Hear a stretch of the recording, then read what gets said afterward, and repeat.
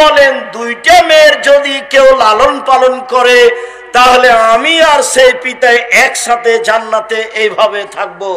তখন তিনি তর্জনী এবং মধ্যমা আঙ্গুল দুটি জমা করে দিলেন।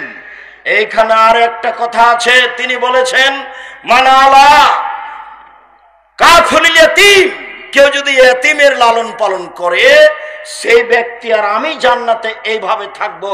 তখনও তিনি তর্জনী এবং মধ্যমা ইশারা করে দেখালেন, তবে দুইটার মধ্যে একটু ফাঁকা রাখলেন।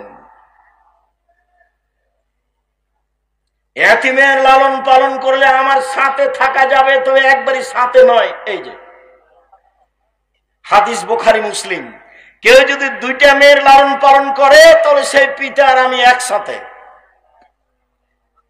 তিনি বলেন পৃথিবীর মানুষ শুনে রেখো, মান আলা সালাসা বানাতিন, কেউ যদি তিনটি মেয়ের লালন পালন করে,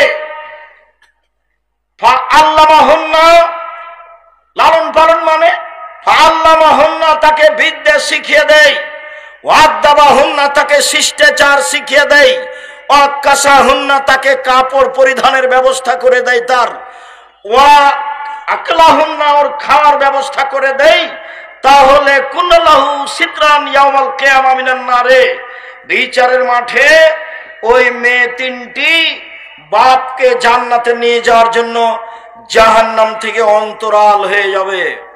ওইদিকে থাকবে জাহান্নাম, এইদিকে থাকবে পিতার, মধ্যে থাকবে তিনটা মেয়ে। মেয়ে তিনটি আল্লাহকে বলবে আমার পিতাকে আগে জান্নাতে দেন, তারপরে কোনো কথা। একবারে শক্তভাবে বেঁকে বসবে, যতক্ষণ পর্যন্ত তিনটি মেয়ের পিতা জান্নাতে যাবে না ততক্ষণ পর্যন্ত মেয়ে তিনটি সেখান থেকে সরে যাবে না, অন্তরাল হয়ে আছে। ওদিকে আছে জাহান্নাম, এদিকে আছে পিতার, মধ্যে আছে মেয়েরা। 10টা ছেলে লালন পালন করলে 1 পয়সা লাভ হবে, এই কথা মুহাম্মদ সাল্লাল্লাহু আলাইহি ওয়াসাল্লাম বলেননি। তো ছেলেকে পড়াবেন, শিক্ষা দিবেন কেন? জন্ম দিয়েছেন এই জন্য। যদি শিক্ষা না দেন, এখন যা পাপ করবে সব আপনার, যা পাপ করবে সব আপনার।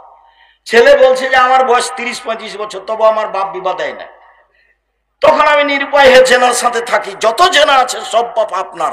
যত মোবাইলে ল্যাংটা মেয়ে দেখে আপনার ছেলে চক্ষু ঠান্ডা করছে, কলিজা ঠান্ডা করছে, মন ঠান্ডা করছে, সব পাপ আপনার।